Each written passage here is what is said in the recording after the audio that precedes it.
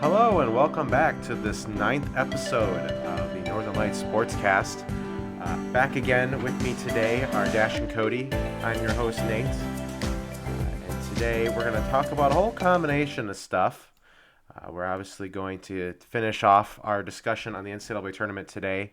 As over this past weekend, the Sweet 16 and Elite 8 concluded in the NCAA tournament. And we are looking forward to the Final Four National Championship next weekend. So we are going to start here with just going over who our Final Four teams are. So over the weekend, out of the South, produced the 5th-seeded San Diego State Aztecs. The East produced 9th-seeded Florida Atlantic Owls. The Midwest produced, I want to say they're a 5-seed, the Miami Hurricanes. And the West produced a 4-seed UConn Huskies. Guys, your thoughts on kind of the games over this past weekend? They were interesting, I would have to say. It was just some of the games did not go the way I had thought or predicted. Only one of my Final Four teams kind of made it from our last week's episode, and it was the same team I predicted 2 weeks ago to make it to the Final Four, the UConn Huskies, and they have been just blazing by all their competition mostly. They destroyed Arkansas and they destroyed Gonzaga, and they're hoping to continue that against the Miami Hurricanes coming up here on Saturday. Yeah. And then, Go ahead. No, you can keep on going. But then the one thing that did surprise me is this was the first time I've ever seen a Elite Eight without a first seed in any of the games. Both Alabama and Houston lost their Sweet 16 round, which I did not find frustrating at all. It was kind of nice to see. San Diego State and Creighton was one hell of a game. So was Florida Atlantic and Kansas State. Those two were my favorite out of these Elite Eight games. The most disappointing games I would probably have to say would be Xavier versus Texas. Xavier did not show up at all. And then Gonzaga versus UConn. Gonzaga did not show up at all. Yeah, definitely. One thing before I get to Dash here. For those that don't know, San Diego State, Florida Atlantic, and Miami have all never been to the Final Four before. So this will be the first time for them in their school's history. UConn has been there before. In fact, UConn's won the whole thing before. Yeah, way back.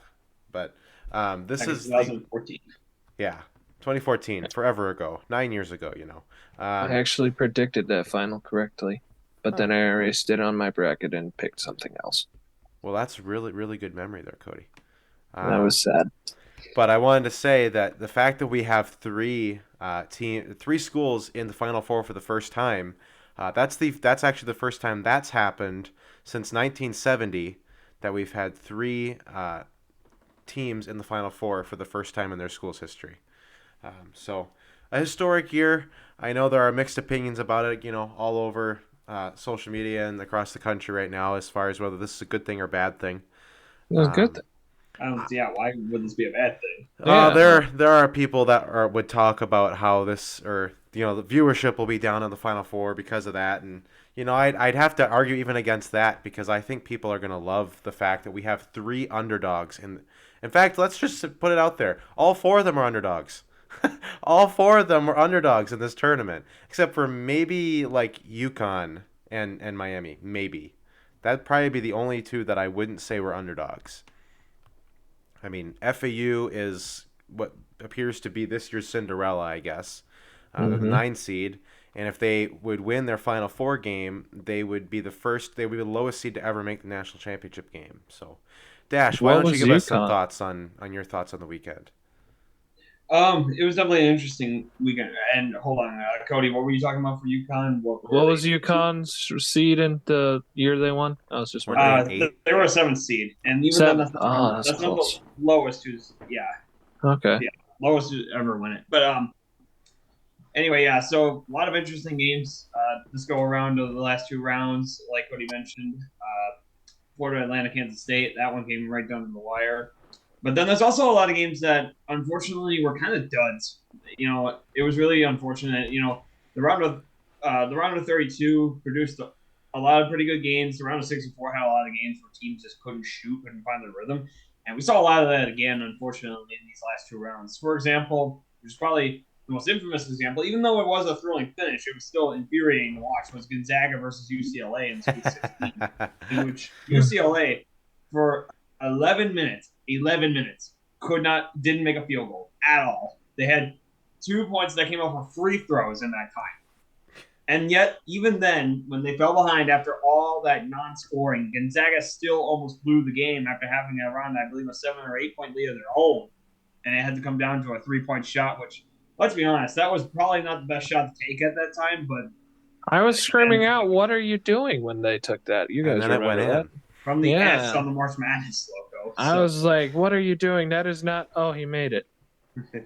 Well, So, ignore what I just said. Yeah. It definitely proved, though, that UCLA lost that game more than Gonzaga won it because Gonzaga, UConn demolished them in the next round.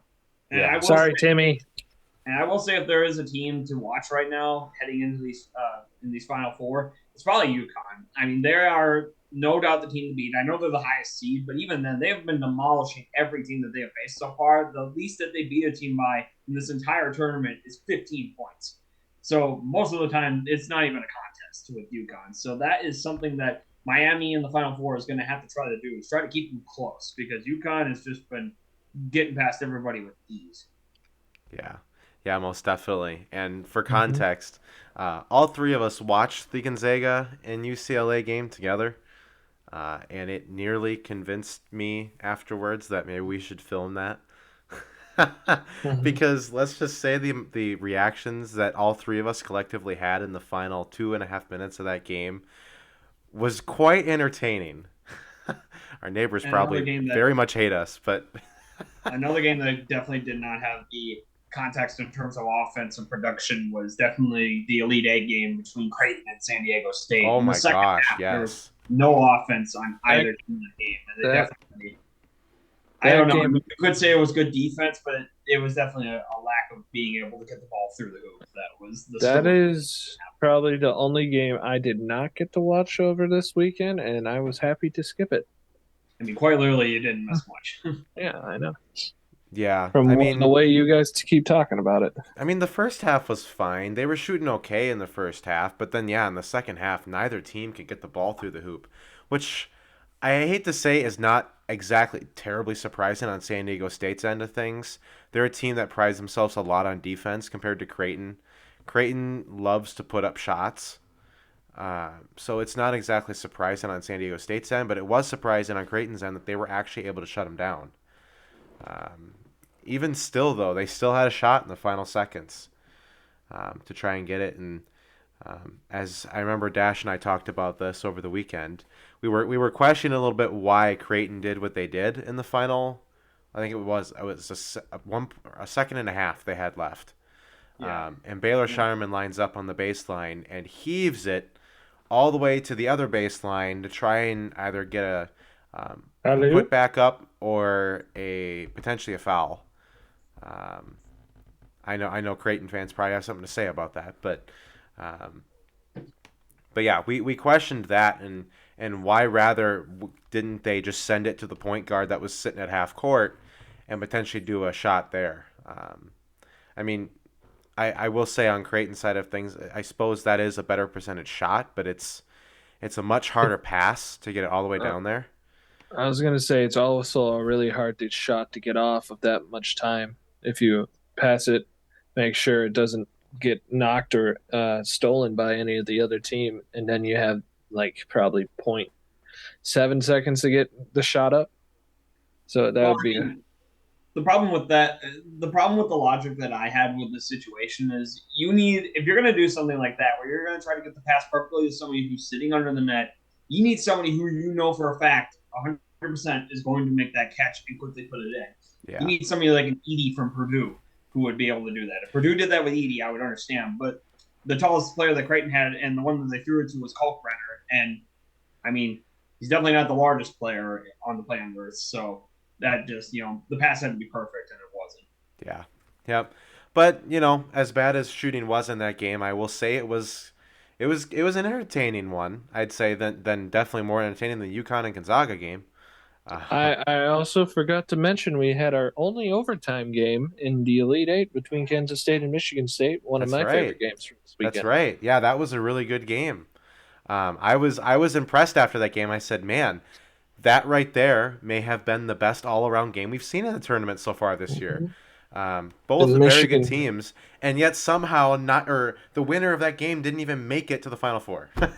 which shows you how prepared Florida Atlantic is to face their opponents in a day or two after. Well, Florida Atlantic, let's be honest, their Sweet 16 game, they could have easily lost, but Tennessee just again, it's kind of a broken record at this point. Just another not great offensive performance from Tennessee in the Sweet 16 against Florida Atlantic. They only scored 55 points.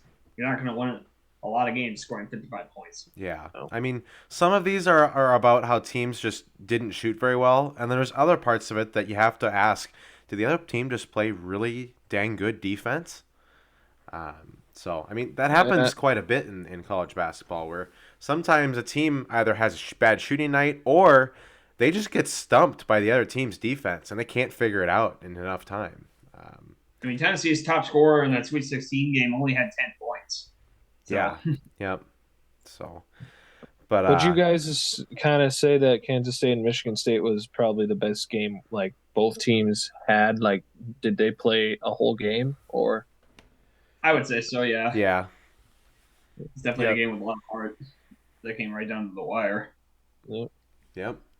So now, what would you guys? Go ahead.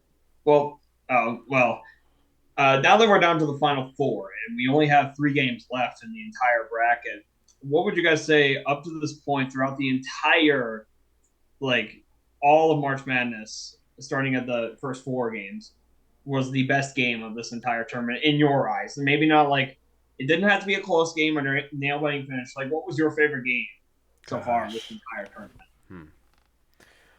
I'll say mine right away because I have mine right now. It has to be the Purdue FDU game. I figured someone was going to claim a team like Fairleigh Dickinson be able to pull off that upset against Purdue and to be able to watch that entire game, whereas I didn't get to watch UMBC versus Virginia live when that happened. So that was definitely a very exciting March Madness moment for me. I would probably have the same answer, Dash, but since I'm the opposite, I actually got to watch UNBC live, and this game I didn't. I would have to say UMBC is more favorite for me on that one. But I would kind of have to go with that Kansas State-Michigan State game. That was like a well battled, and it came down to the wire. And there's not really been any last second half quarter shots made this year, which is, I wouldn't say rare, but it's also it's strange that we haven't had one because a couple years ago there was 3 in one tournament. Northern Iowa beat Texas by a half quarter, and then 2 hours later somebody else did it at the same time. Well, teams just can't execute it this year. I mean, you see them try, and then they can't even get a shot up. Yeah. So. But yeah, I would probably have to say that Kansas State, Michigan State was my favorite. Got to see it overtime battle, and then came down to the wire. Yeah, I guess my favorite game. I mean, I don't have all the scores in front of me right now, other than the games we saw this weekend. Besides, the upsets in the first round, I gotta say, just out of a favoritism towards mid majors here, San Diego State's win over Alabama in the Sweet 16, I think, was a good one. It may not have been the most well played game for both teams, and San Diego State did not win only by a couple; they won by 7. So. It wasn't as close of a game, but it was kind of a statement win to an extent. I mean, for the same reason why Florida Atlantic's win over Kansas State was. I mean, it's a statement that, this team is here. And something that I heard from their coach here over the last couple of days, it's not like San Diego State hasn't ever had a good basketball team. It's not like they're new to this. They're not going to suddenly fade away next year. And go away. This is a program-defining win that will define their direction of their program going forward. We could be saying in multiple years, that San Diego State team was had one heck of a run for several years in a row. Instead of that San Diego State team had a really good 1 year, and they never came back again. So, I think I'll be really curious to see how they do in the Final Four. They're playing FAU, so I'm sure out of all the matchups that are left, I'm sure people would say that that's the more favorable one for San Diego State, as they're playing FAU. But that's kind of been FAU's story the entire tournament. So I'll be curious to see how that goes in Houston. So versus on the other side of things, Miami and UConn, it'll be the team that I guess the ACC people expected to go far, but after their appearance in the tournament, no one really thought much of them. And then UConn, well, they've just been dominating everybody to get to the Final Four. So it'll be intriguing to see if they can continue that dominance, or do they get stumped in the Final Four of the championship game. So I will say that these next two games are going to be probably interesting and maybe better than the actual championship, because they're both good teams facing each other to get to the championship, and then I just don't know what two teams I would want to see face each other, because San Diego State and Florida Atlantic are both mid-majors, and then UConn, I don't know if you consider the Big East to, like, Big East is a major 7. major. Okay, I was going to say, I Yep. thought they were in a big conference, and now Miami's also in a big conference. Yep. So it's like there are going to be good games coming up, but then that championship, I just don't know. I really hope it's going to be a good game, but if it's... I suppose the last Big East team to make the Final Four in the championship game was Villanova, wasn't it? I would think so. Yes. I believe Yeah. you're correct on that. Yeah. So, Actually, no. Gonzaga. Or no, Gonzaga's WCC. yeah. They're on the other side of the country. They're a team that I never in my considered head, I a had major. Georgetown for some reason. I saw a G, and then I saw another G school, and I was like, oh yeah, Gonzaga, obviously over there on the east side of the coast. The conference realignment's only for football. That's being messed up, just so you know. Oh, okay. It didn't reach basketball yet? All right. No. We'll have to do a special on that at some point. We could probably talk about that for a while. I can But show you all my conferences. Meanwhile, I'm sure well, people will get ticked off at us with that one. I mean, we should stop beating around the bush, though. I mean, we're at this point now. We got 4 teams left, soon to be 2, and then soon to be 1 next Monday. Gentlemen, who do we got? I don't know if I should say I've jinxed the teams that I've said every single time. Tough luck. You're going to have to pick again, Then man. I You're can gonna go have to pick first. 2 I can go teams. before you, Cody. I'll give you time. Just as a recap, I want to mention how wrong I was for the Sweet 16 and Elite 8. I had predicted in the South that Alabama and Creighton would meet there. Creighton was there, and then I had predicted Creighton would win it and go to the Final Four. Yeah, that didn't happen. They got beat by San Diego State. Both of your teams got ruined by San Diego State. Yep, exactly. And in the Midwest, I had Houston and Xavier. Yeah, that didn't happen either. I'm very sad that Houston proved me way wrong. I tried telling you guys. You convinced Cody. You didn't convince me. Houston. So, and then Cody's favorite and Xavier also didn't make it there either. They got I don't know crushed what the by heck happened Texas. to 'em. Like I that don't was know. not a good game at all. No, like from any it was- That point. game was honestly a coin flip. I didn't know who was going to show up. I mean, I didn't know if it was going to be close or not, but I mean, I guess I didn't figure that Texas was going to basically knock them out of the ballpark like that early. Yeah. Yeah. But then Texas goes ahead and like chokes it at the end of the other game. Yeah, I guess we didn't talk about how much. Yeah, they had control of that game the entire game, and then Miami just took it in the last 4 minutes of the game. Mm-hmm. Yeah. I will say it's nice to see that the guy who was coaching them since their head coach got fired is now their head coach. So that's cool to see. Yeah, making a good case to stay as the coach and remove the interim tag. So, and then over in the West, I had UConn and UCLA. I actually had UCLA initially winning it all, and only UConn went all the way, and then I had UCLA winning into the Final Four, which was wrong. In the East, I had FAU and Kansas State, which was right, but I had Kansas State going to the Final Four. So, either way you put it, didn't really have any Final Four picks right. But I guess I'll let Cody go after I'm done here. But if I were to pick who I think is going to be in the championship game, I'm going to pick FAU. This is probably going to doom them, but I'm going to pick FAU to beat San Diego State. They're both really good teams. This should be a really good game. But I'm going to pick FAU, and on the other side of the bracket, I'm going to pick UConn. It's one would say, an easier pick than the Miami. And then between those two, I would definitely pick UConn to win it all. So, Cody, go ahead with your stuff. Well, if you all remember back 2 weeks ago, I chose Arizona to win the whole thing, and then Wah wah.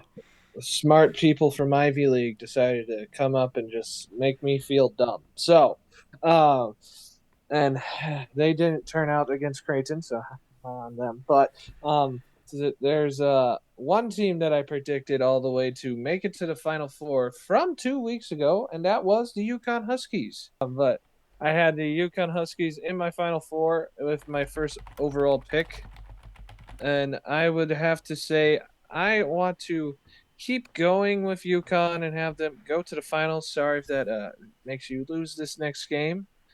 And I'm Probably gonna say San Diego State's gonna beat Florida Atlantic. That is just because I want Florida Atlantic to win, so I don't want to jinx them. So San Diego State versus UConn, and then I'll say upset victory for San Diego State. There you go. Dash, what do you think? I think we all agree that UConn should be able to handle Miami. I mean, I haven't seen any sign to say that UConn should lose anytime soon. I mean, they have just dominated everybody, and I shouldn't see any reason why they can't beat Miami. And then meanwhile, San Diego State, Florida Atlantic. I definitely thought about this one for a little bit. I am actually going to go with a little bit of the underdog pick, although normally I don't do that. I'm going to go with Florida Atlantic going all the way to the championship game. I think it's going to be a close, low-scoring game between them and the Aztecs, but I think Florida Atlantic pulls through. They've had a lot of games this year, even their first-round game against Memphis, where they won by 1 point, 66-65. So, they've had a lot of close games. I feel like they can handle this kind of situation. And meanwhile, in the championship game, I definitely think that UConn is the team to beat right now. I don't think Florida Atlantic is going to be able to get it done there. It would be cool to see, but at the same time, UConn definitely would earn that championship if they did so, because they just dominated everybody throughout this entire tournament. And Cody, did I hear you say that you picked San Diego State because you don't want to jinx Florida Atlantic? Is that right? Yes. Yes. You should have done the same thing then maybe with San Francisco in the NFC Championship game. But that's just hindsight 20. Are you? Well, we'll tell you guys all about that in NFL season. There's a long story there that I'm sure we will take the time to explain eventually. But Dash, I'm gonna just quote you for the Miami versus UConn. Is there a chance? Like, are you saying there's a chance? So you are saying there's a chance that Miami can beat UConn? Are you saying there's a chance, like, at all? Do you know the funny thing is, I said twice before the Sweet 16, there were two games that I thought they didn't have a chance to win, and that was San Diego State versus Alabama and Florida Atlantic over Tennessee. And both of the underdogs ended up winning those games. So I knew it. Take what I say with a grain of salt when it comes to that. So you also said it for Miami and Texas, because you thought Texas was winning it, but then Miami started coming back, and you said, so you're saying there's a chance. Well, that was during the game. That wasn't like before the game. Yeah. Oh, okay. Yeah. Yeah. But I did kind of just imply the same thing about UConn and Miami. So UConn, I apologize. Yeah. Mm-hmm. But all right, and obviously we wish the best of luck to all four teams that are going to be playing down in Houston. I know we'll have one heck of a time watching. Houston gets a huge sporting event at Energy Stadium down there at the Texans Stadium. So, and we will give you guys an update next week after all the action is concluded. Now we're going to move to another segment. Yeah, speaking of Texans. That I know that Cody and Dash have been asking me to do something like this for a while now, so we have a lot to cover here. We're going to move to the NFL free agency. Every year, a lot of common people think the NFL season just ends right after the Super Bowl. No, for the rest of us, it actually keeps going. Well, it takes a break, and then it starts again about mid-March or early March and goes all the way to the draft. So, guys, let's just go down here our long list of things that we want to talk about in free agency. Whoever wants to start, take a topic and go for it. Well, first things first, let's get the big one out of the way for my team currently, and one of the bigger situations that's going on in the NFL that has yet to be answered. Aaron Rodgers right now, basically admitting on the Pat McAfee showed that he intends to play for the New York Jets this year, and the Jets and Packers have been in trade talks for a few weeks now, although rumors are saying that at times it's stopped and that they're kind of stalled right now. And also that the Jets just traded away Elijah Moore to the Browns for a second-round pick. So now they have 2 picks in the second round back-to-back. So rumors are they could use those as leverage in the Rodgers trade, although it sounds like at the same time the Packers want a first-round pick in the trade, which will be the Jets' 13th overall pick this year. So it seems like they're at a stalemate right now for that. So I don't know what your guys' thoughts are. I mean, I've been waiting for this for a while now to see if Rodgers, to basically wonder if Rodgers was coming back or not. It sounds like that ship has sailed now. It's just a question of how long is this going to take with the Jets and, who's going to win this trade. I'm going to tee off first, and then Okay. I promise I'll get to you, Cody, okay? I've Dash and Cody, remember I like to say this a lot. All this stuff about trading and stuff, and I know Rodgers has said publicly he doesn't want to come back to the Packers and such like that. I am just going to put it out there that I will not believe it until it happens. As a Vikings fan, we've heard stuff like this before. Now, not directly from Rodgers, I guess, in this way, but we've heard stuff before like, oh my gosh, is Rodgers done with the Packers? Is he moving on? This is like the same melodrama from the last 2 off seasons. But this time, like Dash mentioned, it seems to have a little more weight. So I guess I am going to be less skeptical and say it's probably going to happen. It's just a matter of when and what teams give in what part of the trade that they want. I think Cody has some thoughts. He thinks he's in the darkness retreat, but I thought Rodgers exited the darkness retreat already. Yeah, he left me behind. Thing is that one thing that he mentioned about it, though, was that he was 90% in the retirement mode before that darkness retreat. And then when he came back out of it, he intended to play football again. Yeah, and we'll find out this next season if he should have stayed in retirement, if he should have stayed in the retirement era. I kind of made him get back into playing when I played catch with him here. I seemed to throw the ball pretty dang bad, and that just made him want to go back into football. Why would you be throwing it? Show me up. I've thrown football in the darkness. It was a glow-in-the-dark Nerf football. Come on. I have one of those. Yeah, they're fun. Now, as I see in the contract of the Darkness Retreat, I cannot specifically say Aaron Rodgers says he's going to the Jets, because that is not going to happen. He's going to be stuck in Green Bay and sitting on the bench behind Jordan Love for 2 years. I think that'd be hilarious. Like, well, those glasses. Dead cap over our heads. But, I mean, the Packers, one thing that is certain, though, for sure, the Packers are done. They are ready for Jordan Love. It is, Jordan Love's season. They are already the top receivers, Dobbs and Watson. They've been practicing with Watson with Love out in California. So they are ready for Jordan Love. Yeah, that is one thing that I will be waiting to see this year. I don't really think they're going to come to an agreement like anytime soon. Unless they got a long time to come to an agreement. Yeah. They technically have till the trade deadline. So. I mean, I think the Packers want to try to get it done before the draft, and they still have about 4 weeks to get that done. But what happens though if another team just comes in and scoops Rodgers? Like the Packers don't have to trade. Something tells me that won't happen.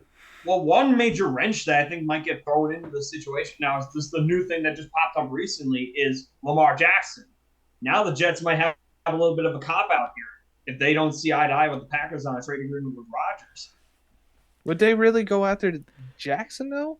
Like, do they have all they need enough is a money quarterback. to pay? They're building for a Super Bowl team right now. They need the quality quarterback to do so. And I'm pretty sure they'll do a lot to get that. See, the problem is it's the question will become, is the price too steep for Rodgers or is the price too steep for Jackson? Because I could have sworn I heard his exclusive franchise tag means that if the Ravens decide not to match it, that the team that wants him has to give them a first round pick. I thought maybe 2 first round picks. 2 first rounds. It's 2 first rounds. So if the Packers are not asking for 2 first rounders, which I think, given what you know about the Lamar Jackson situation, maybe you just say I want 1 first rounder and then like a couple other day 2 picks, along with another piece.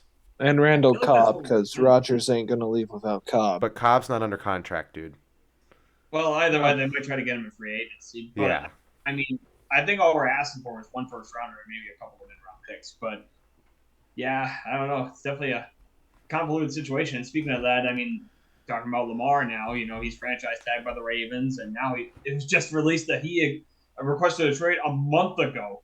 Not Basically. yesterday, not last week, a month ago. Yeah. Yeah. That just That's a lost situation. My opinion on this situation, as much as I think Lamar's made some good decisions here and other places, and when he's negotiated for his new contract, there's definitely some parts of it I'm like, you can tell he's representing himself and he doesn't have an agent because, gosh, I don't know if this was the best way to go about all this. I hope for his sake he does find a home, but we'll see what happens here. I mean, he could very well just no one will find interest because they don't want to pony up the dough for how much it's going to cost them. Because not only would they have to give up 2 first-round picks, but probably the contract Lamar's asking, which I thought the last time we had heard a number was somewhere north of $300 million over like 5 or 6 years. Yeah, I think 250 is what he's been asking. 250. Okay, so I was highballing him a little bit, but I wouldn't say that's out of the realm though. It's not a question, really, honestly, in my opinion, of who wants him, because I'm sure there's a lot of teams that want him. Mm-hmm. It's who can even afford that. I mean, there's a lot of owners out there. Owners have a lot of money, but I don't even know if they can afford what he wants. Yeah, so either he lowers his price, or he finds Jerry Jones. Except the fact that Jerry Jones has a quarterback already, and that's probably not going to happen. Does Jerry Jones trust Dak that much? Because Dak's kind of shown. He's not going to bring a quarterback he's going to pay more than Dak. I don't think that's going to happen. Dak's already on one of the biggest contracts in the NFL, so I don't think that's going to happen. But you never know, I guess. And talking about the draft that's coming up next month, and I think we are all very excited for seeing how crazy last year's draft was with trades. We already kind of have trade news relating to possible draft capital this year. Yep. The Bears have traded out of the number 1 overall spot to the Carolina Panthers in exchange for DJ Moore and a couple of first and a couple of second-round picks. So we, that was a question for a while. Which team was going to trade up with Chicago for that first overall pick, because somebody wanted a quarterback up there. It was just who was going to do it. I wanted the Bears to keep it and draft a quarterback. I did not think it was going to be the Panthers. I totally thought it was going to be a different team. I thought best odds were either the Texans try to trade up that one spot, or maybe Indianapolis comes in with their, I believe, 6th overall pick. I mean, but all that aside, Carolina, it's good for Carolina, though. Carolina's been loading up. Yes, absolutely. Recently, Carolina has been seeming like they're trying to go win a Super Bowl with the players they have been picking up. Yeah, but I mean, they did get the Vikings wide receiver Adam Thielen. So I don't know if they're going to be Super Bowl ready yet. Depending on, no matter what quarterback they pick, but they just definitely going to be a team that could build to a Super Bowl in a few years' time. Yeah. They'll probably rest that rookie quarterback, whoever they pick up, because they picked up Andy Dalton. They might play him for the first 2 years and then have the rookie first guy. 2 games. First 2 games. Okay. I personally don't think Andy Dalton's going to last longer than maybe half a season before they're going to need to put somebody else in. Don't throw the Red Rockets name in the trash like that. He's not what he used to be, Cody. He's really not. He's not what he used to be. Yes, but he still had some good seasons in Cincinnati. So regardless of that, I mean, a lot of people have talked about recently that the number 1 overall pick is no doubt going to be Bryce Young, quarterback out of Alabama. However, lately, a lot of draft boards have been talking highly about C.J. Stroud as well, and that he could be the number 1 pick that Carolina might be going after. Either way, they're good quarterbacks. Which quarterback do you want? Last year was a very quarterback-dry class. The first, only 1 quarterback taken in the first round, and it was very late. Kenny Pickett. This year, I'm expecting that we're going to have 4 quarterbacks taken in the top 10 picks. 5. Half of it. Maybe we'll set a new record. Mm-hmm. You never know. Well, I mean, who do we got? We got C.J. Stroud. You got Bryce Young, Will Levis. You got Richardson from Florida. Yeah. Got quite a few. I think there's one more that I forget his name. So. Yeah, that's okay.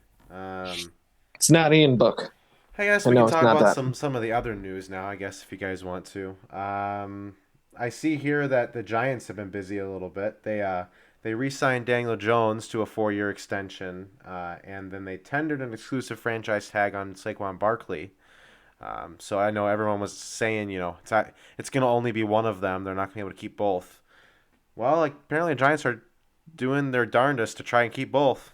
And I mean, I figured they would definitely try their darndest to keep both. And it wasn't for me like saying that they couldn't. I felt like they could. It was just, who were they going to give the big contract to, and who were they going to franchise tag? Because that's the move I figured they were going for. And it turns out they gave the big contract to Jones.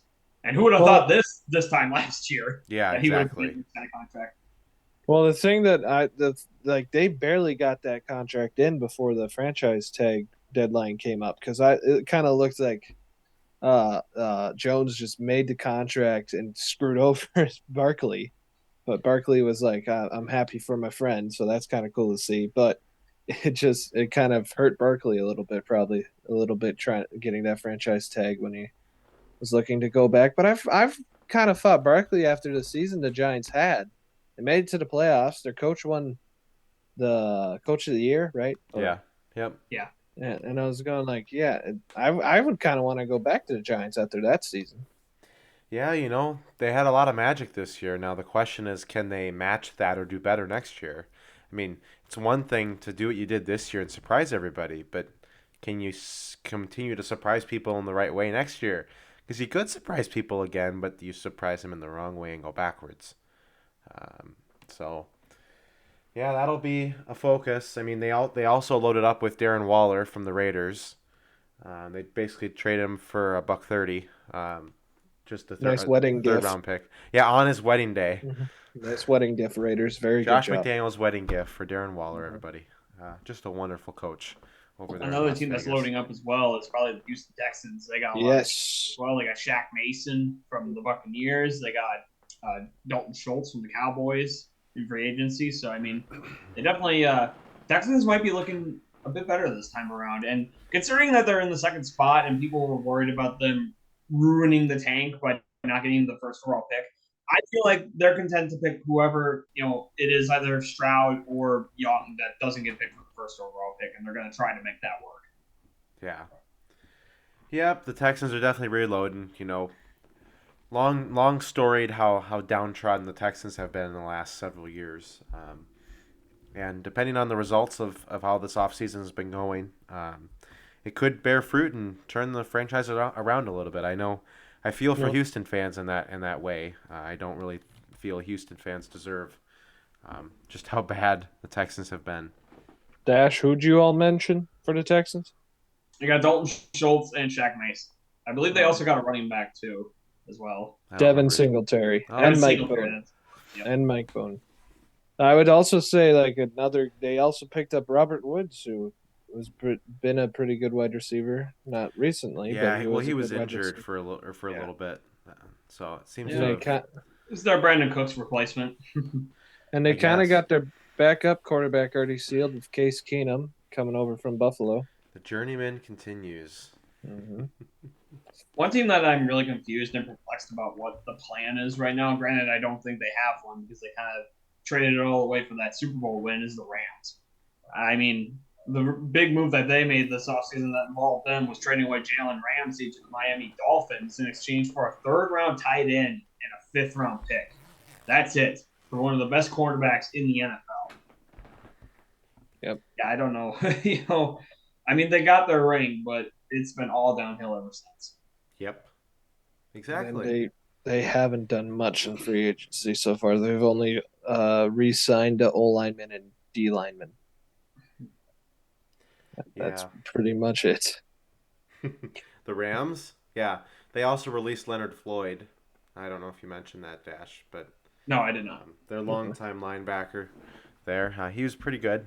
He was there for the Super Bowl. So they also lost Bobby Wagner. He's going back to Seattle. Yeah. They're kind of losing everybody down there, except for Matthew Stafford. For now, unless he retires, he might retire. Yeah, Matthew Stafford has just had a lot of injuries, especially over the last 10 years of his career. But hey, he got his ring. Yeah, he did, and I'm happy that he got his ring. I'm Cooper happy Kupp for and him. Aaron Donald might be standing alone after this year. I was about to say, is Aaron Donald still with the team? Because I thought he like during Yeah. offseason of last year, he was Yeah, he saying wanted about to retire. Yeah, but then he signed a contract extension after that. So Yeah, Okay. yeah. So who knows? But and then another thing I see here that was kind of a smaller trade was the Colts traded former Patriots cornerback Stephon Gilmore to the Cowboys for a fifth-round pick in this year's draft. yeah, the Cowboys have been doing a couple of things. They got Stephon Gilmore. They got Brandon Cooks from the Texans. They also they also franchise tagged Tony Pollard, and they also got rid of Ezekiel Elliott. They didn't trade him; they just cut him. Yep. Elliott hasn't done much for them at all, No, though. I mean, Last Pollard- couple of years. I've been saying that Pollard's been their featured back for a couple of years now, but unfortunately, Yeah. if you give Ezekiel Elliott that kind of contract, you have to give him the quality minutes. Yeah. yeah. You don't want to be wasting money on a person that's sitting on the bench. Well, they had to find a use for Elliott. I mean, he used to be a better back than he is now, but a lot changed for him, I think, a couple years into the NFL. He ate too much. Well, I'm not going to speculate what happened, but something happened off the field for Elliott, I think, and He ate too much. I think it really derailed his career a little bit. So, for his sake, I hope he figures it out wherever he's going. I know we've been talking lately about how he's released 3 teams he wants to play for. Unfortunately, I keep telling the guys that, yeah, but do the teams want him to play for them? You talk about those 3 teams. You got the Eagles, Jets, and Buccaneers. Eagles just lost one of their Bengals. What did I say? Buccaneers. Whoops, I meant Bengals. Yeah. All right, Cody. Thank you. But when you talk about the Bengals, they just lost Samaje Perine, so all they have is Joe Mixon, so they might need a second back. Other than Breece Hall, I don't think the Jets have too much because they just got rid of James Robinson. They do have Michael Carter, so they do have 2 backs, so maybe not them. So maybe Cincinnati probably might be the best shot out of those 3 teams. Yeah. What about Philadelphia? Who they got? They got Boston Scott. They re-signed him. They have Kenneth Gainwell. I was going to say the younger guy. Yeah, that was pretty good this past year for them. So. Yep, he got a lot better as the season went on. They also have another back, but I can't remember his name. But yeah, they're pretty loaded at running back. Yeah. I will say that another team that's kind of been picking up is, since you just mentioned him, the New England Patriots. That's where James Robinson kind of has a new home with a 2-year deal, and Patriots kind of been picking up a lot of people. They got Gesicki, they got Juju, and they also got Chris Board, Ryan Leaf. They've been picking up a lot of people. Riley Rife. Yeah. Oh, did I say it wrong? Dang it. No. You desecrated his name by saying the sports draft bust in NFL history, my man. What did I Ryan say? Leaf. Oh, that's Frank. I'm sorry. How dare you desecrate Riley No. Leaf? Well, let's be honest here. Riley Rife isn't exactly that much better, but so. Well, right. I'm going to say Leaf again, so I'm going to shut up. Yeah, fine. I'll take over, I guess. But yeah, the Patriots have made a lot of moves this offseason to try and fill some of the holes that they had last year. One could say they really didn't have a go-to wide receiver, and now they have that in Juju Smith-Schuster. Their tight ends. They're attempting to shore up their O-line with Riley Rife, and they have a new tight end in Gesicki from the Dolphins. I know he was a big target last year before the trade deadline for a lot of teams that needed a tight end, Vikings included. I know there was a lot of reporters and fans that thought that Gesicki was going to come to Minnesota. It ended up being Hawkinson, but and I'm not happy with Hawkinson instead of Gesicki, but I would have been happy with both. Yeah, but meanwhile, for Green Bay too, I was hoping we could pick up Gesicki as well, but unfortunately that did not happen. So still on the lookout for a tight end. Yeah. Well, we can delve into our teams, I guess, a little bit here. You can draft a tight end. You never know. I know the Vikings are trying to clear cap. They had to get under the cap deadline for the start of the new league year. Not that it matters at the end of the day, because after the league year starts, they can get over the cap again. But They've been cutting like crazy. I mean, they released Adam Thielen, Cameron Dantzler, and Eric Kendricks. We talked about Adam Thielen earlier. He's already signed with the Panthers. Dantzler has gone and signed with the Commanders, and Kendricks signed with the Chargers as well. They also lost Dalvin Tomlinson to free agency as well. So Vikings are doing a lot of cleaning, and I know I recommended them in our review that the Vikings really need to shore up the defense. Pull it all apart if you have to. And that appears to be what they're trying to do to an extent. I mean, there's some pieces they really can't move, and that's okay. Now, I know a piece that Dash and I were talking about before the show started was Zadarius Smith. He's a defensive end we brought over from Green Bay last offseason. And, in my opinion, I think he's as good as gone because as much as I think he was a help to the team overall this year, I don't think we're willing to pay his contract. And I don't know if Zadarius is willing to restructure, which is perfectly fine. That's perfectly understandable. But I can tell you from his time in Green Bay, he definitely didn't want to restructure. So he wanted out of there. I don't think he wants out of Minnesota because of anything other than the fact that the Vikings probably want to just restructure his contract. I think if that wasn't an issue, I think he'd probably stay here for a while. But from what I've been hearing, it seems like the Vikings don't really want to restructure contracts. Wink, wink. Fine, we'll get to Kirk Cousins. They actually did restructure. Or no, they did restructure Kirk's contract already. They converted most of his salary for this coming year to bonuses. Okay. But yeah, as you mentioned, Kirk did approach the Vikings earlier this month to try and get a contract extension done, and he even way lowered his costs than it has been for several years. And the Vikings said no, they are not going to be extending him, which I think says a lot about what this front office thinks this front office thinks this team's going. And how many years does he have left on his contract right now? See, I think he's only got one more. I initially said one or two, but supposedly there's half the team is a free agent after next season. So this upcoming season is like his last season on contract? Yes. So either the Vikings draft a quarterback this year or they draft one next year. The quarterback haven't drafted this year. So, I mean, another reason why I know a lot of people are saying, oh, the Vikings should get Lamar Jackson. No, they should not get Lamar Jackson. Let's not lock up $250+ million in dead cap. No, let's not do that. That is the last thing we need right now. Cody, what are your thoughts? We've kind of talked over you for a little bit. You are correct. Kirk Cousins, I believe, only has one more year left with the Vikings. I just kind of looked that up. It says he's supposed to get $35 million. I don't know if this is accurate, though. I just looked it up. It's the first one that popped up. Yeah. Yep. But it seems like the money is always right. It seems like he only has one more year, and I would say when we first signed on Kirk Cousins, I was not a supporter of his. I was like, why are we going after this guy? I don't have any faith or in him to lead our team to the NFC Championship, not the Super Bowl, NFC Championship. I don't think he would even get us that far. Now let's not sound the funeral bells yet. I'm not saying that, though. He has kind of changed my judgment on him in these last 2 years. I have gained kind of respect for him with him staying in the pocket, taking some hits, as I mentioned before, and he has been able to trust his wide receivers when the pocket is getting destroyed. He'll throw him the ball even if the wide receivers are not wide open. How do you think that one Justin Jefferson catch, Dash, happened against the Buffalo Bills?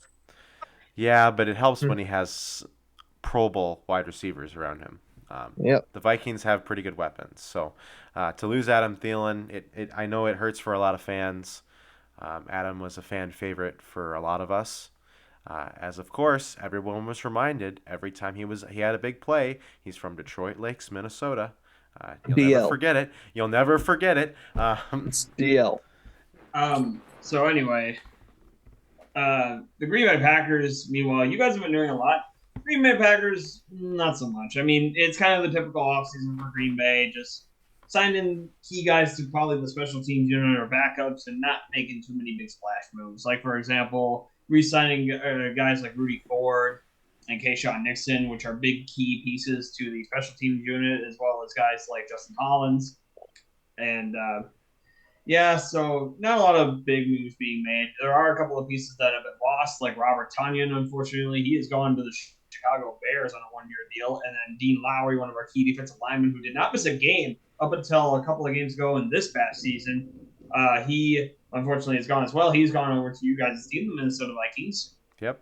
On a couple-of-year contract. Use him well. Trust me, don't waste him. And then, meanwhile, still a couple of unrestricted free agents to decide where they're going. Adrian Amos, Randall Cobb, Mason Crosby, and Marcedes Lewis are probably the big ones there. Yeah. And as for the Green Bay Packers right now, it's kind of a transitionary phase, which we haven't seen since probably 2008 when Favre left and Rodgers was here. This team definitely has a lot of good pieces yet still on it, a lot of good players on both sides of the ball. And especially on the offense, a lot of young pieces, which makes me very excited for the future, especially with Jordan Love getting that chemistry with his other young talent on the team. But this could be a recipe for disaster in the short term because we don't know how well this is going to work. We don't know if Matt LaFleur's coaching was a big, problem and Rodgers was covering it up. And now that we have a new quarterback, it's going to get exposed, or maybe it'll be better than when Rodgers was here. We really don't know. It's just, a new era, a lot of questions up in the air. And personally, I am kind of excited to see what this year will bring. But one player that the Packers have been really looking at right now, talking about the draft that's coming up, the Packers have no tight ends right now. Losing Robert Tonyan was a big deal, and Marcedes Lewis being gone in free agency is another one. So really the only tight ends we have left are Josiah DeGuara and Tyler Davis, and both of those are kind of more backup kind of role player guys. And one player that the Packers have been looking at in the draft, which I have actually been getting kind of excited for lately, is Darnell Washington, who is a tight end out of Georgia, who was a big key to their last two national championships. And look at these statistics for his height, like 270 pounds and 6'7". That is a massive, massive man right there. And if we end up getting him in the draft, I will be very excited. He'll be like a younger, kind of like a Marcedes Lewis in his prime type of guy. Man. And I would love to see that in this Packers offense. What a guy there. So we know who you're going to have the Packers pick in your drafting. Yeah. Well, we shall see. I mean, there's rumors that he's not a first-round talent, so we could get him with a second or a third-round pick. I still also want to get possibly a safety with our first-round pick, but if Darnell Washington's on the board with our second-round pick, that is definitely who I would like to go after. Yeah. We got to wrap it up here, but so just as a recap here, next week we're going to be doing more Final Four recap stuff. And then next week you'll also see our MLB season review and potentially a special guest. So tune in next week for that. And then, of course, after all the NFL stuff we've talked about, we will be doing NFL draft stuff at the end of April. So thank you for watching, everybody, and we will see you next time.